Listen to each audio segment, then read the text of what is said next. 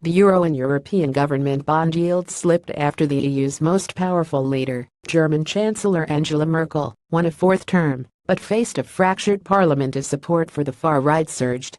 Investors were unnerved by the prospect of months of coalition talks that could distract from negotiations with Britain over its divorce from the EU and efforts to integrate the bloc's remaining members.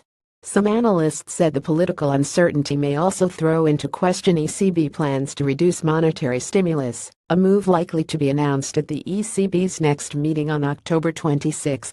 There might be some concerns at the ECB that a less stable and less pro-German government will have negative implications for the economic outlook.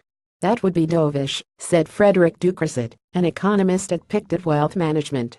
Business confidence in Germany deteriorated unexpectedly in September, a survey also showed, and the chief economist of the IFO Economic Institute said the election result could stoke further uncertainty. A decline in the euro accelerated after the data, and at one stage it was down 0.6% at $1.1885.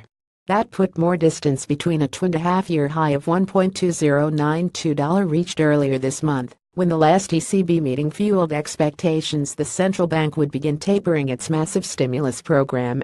Europe's benchmark German bond yield was set for its biggest daily fall in 7 weeks, down 5 basis points at 0.40%. The fall was less pronounced in southern European bond yields as the election result led to concerns about the emergence of a more hardline stance toward the eurozone in the bloc's largest economy.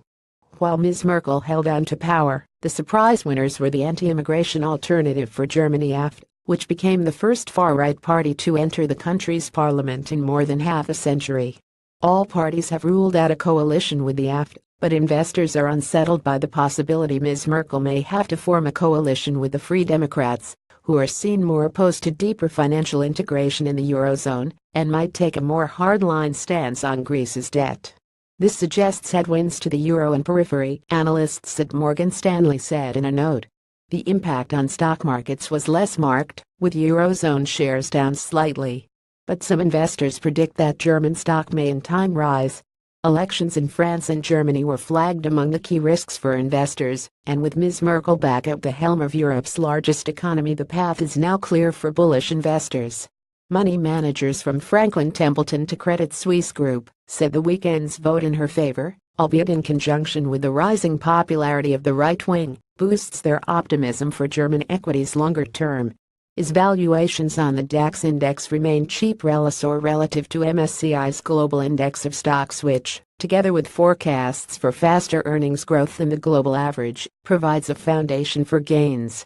With the German, French, and Dutch elections now complete, the political risk from Eurosceptic parties, one of the main concerns of 2017, is now largely alleviated, said Peter Wilmshurst, who runs a global equities fund at Franklin Templeton.